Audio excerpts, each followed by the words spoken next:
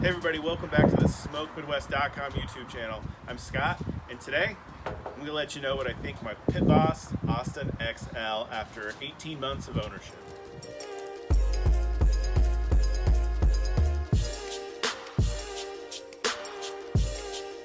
So before we get going, if you guys would hit that subscribe button, if you like the video, hit the like button. That really helps me out. I'm trying to get to 1,000 subscribers by this summer. So let's talk about the Pit Boss Austin XL. And before we get going, just want to let you know that I paid for this out of my own pocket. I bought this on my own. Nobody gave it to me. I bought it at Walmart. I paid $500 for it. And the reason why I got this one, because I thought it was a good value for $500. It's got a good construction on it. It's got a pretty good reputation behind it. So that's why I initially bought it. But I'm going to go around and tell you a few things about it, what I like about it, what I don't like about it. And then at the end, we're going to do a test with some bread on there to show kind of the hot spots of the grill. So if you do end up getting one of these, you know kind of where the hot spots are, where you can put your meat, so on and so forth. So to get things going, we'll start with the hopper. As you can see by the sticker that I have not taken off. Holds 31 pounds of pellets. And you can see in there, they feed in there nicely. This did come with a protective grate. I took that off just because it kind of got in the way. Sometimes the pellets don't feed in there the best. So that way you can just kind of stick your hand in there and push them down in there.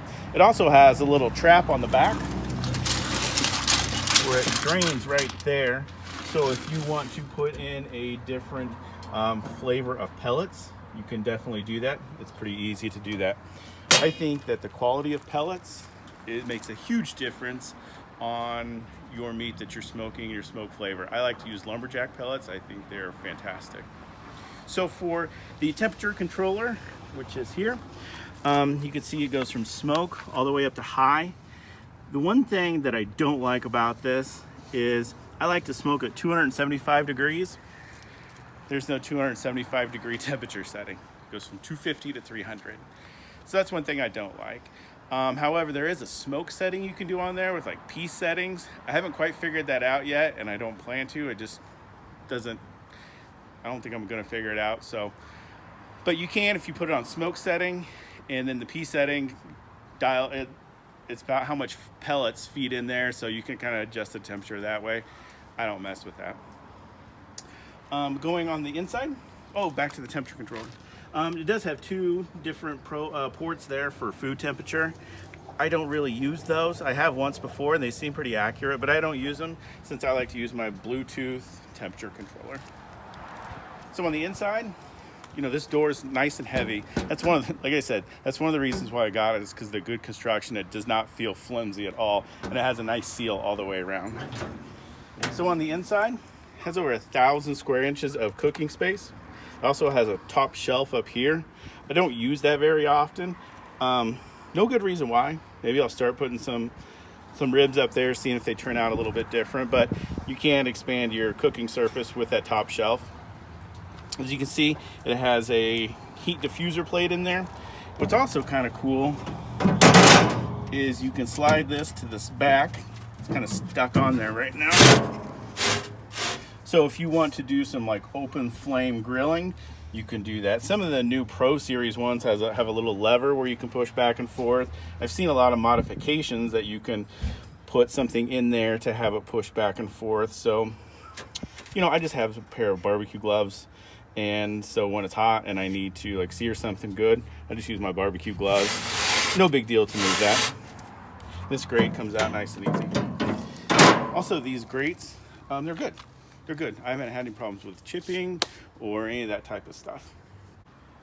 So if you want to see the whole searing part in action, I will link up the little iCard up here, my Tomahawk steak cook on here. I did it on the Pit Boss and seared it with that open up. So I'm going to link that video. Check it out when you're done with this one.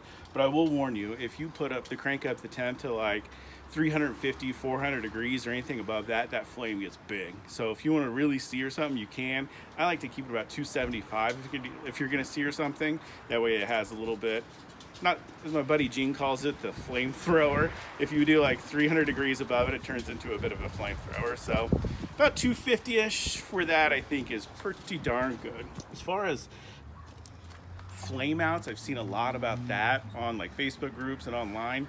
I haven't had any problems with it. So what I normally do is after about every 15 hours or so of cooking, I take my shop vac out, suck out all the ash that comes from the pellets, clean out the fire pot really good, and that really helps from any type of flame outs or the flame going out. So the temperature gauge on the lid, that's actually really accurate. I have compared that against my Weber iGrill to what the smoker is saying. It's within 5 degrees or so. So surprisingly, that's really accurate. So you'll see that I probably have this little paint scraper.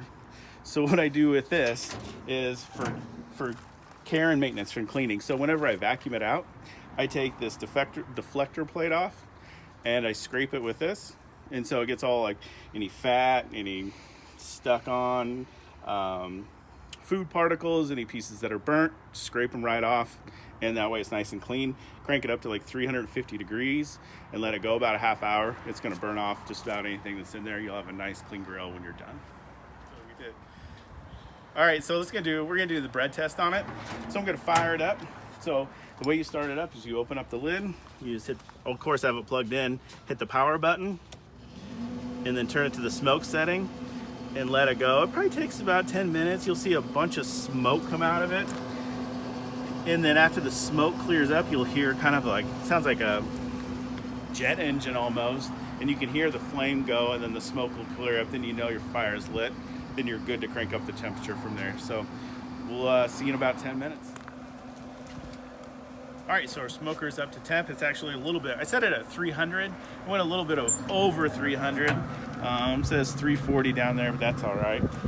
So what we're gonna do is just spread out slices of bread all over this, and we're gonna check it in a few minutes. So the whole point of this is to show you where the hot spots are on the smoker. So when we flip them over, obviously the ones that are darker or burnt, that's where it's hotter than all the other places.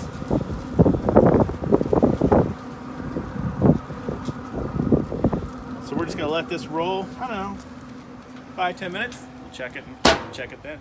All right, so it's been about 10 minutes. Let's check on our bread. As you can see, the dial up here, I don't know, it's about 340, and that's about 310. But those really sync up once the smoker settles down a little bit more. So let's take a look and just start flipping over some pieces here. You can see those they're a little crispy, not much. So this is going to give you a real good idea of where the hot spots are. It's a little hot on this side.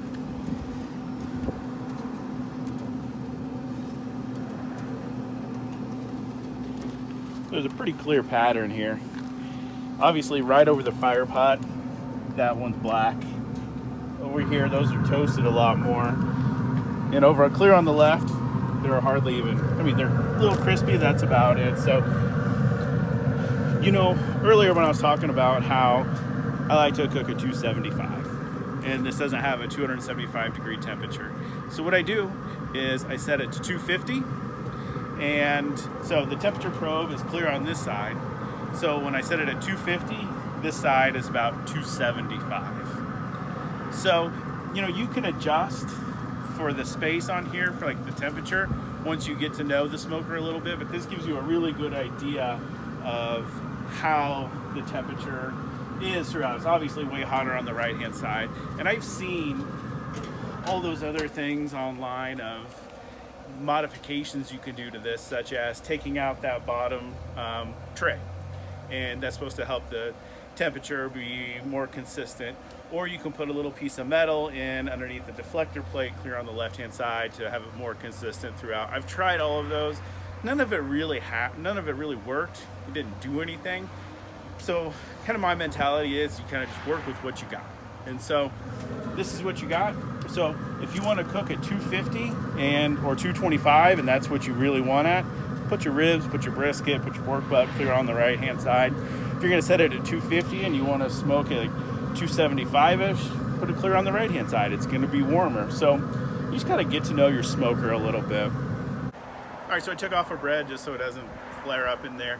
So the shutdown procedure on this is super easy. Just take your dial.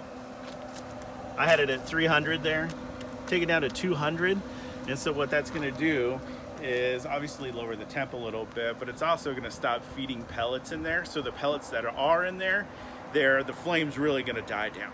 And so let it go another 10-15 minutes till it hits close to 200 degrees, and then you turn it off and the fan's gonna run for a while. So with the fan, what that's gonna do is put out any of the pellets that are still on fire. That way you don't have a backburn that goes back into your hopper. If that happens, you have a problem. You got a big problem. So that's the way the manual says to do it. That's the way I've always done it, and it's worked out well. I haven't had any problems with it. Like I said, haven't had any problems with flame outs because I keep it real clean. So overall impressions of the smoker.